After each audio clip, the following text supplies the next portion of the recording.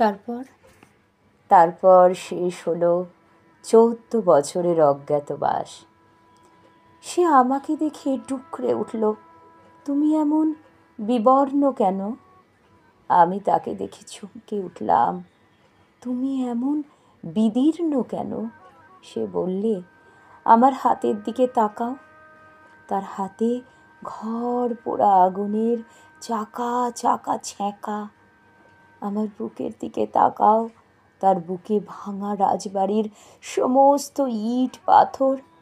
আমার চোখের দিকে তাকাও, তার চোখে উপুর হয়ে আছে দুটো মরা ভ্রমর। আমি ভিজে বাতাসের মতো জিজ্ঞেস করলাম, তোমাকে কাঙাল সাজালো কে?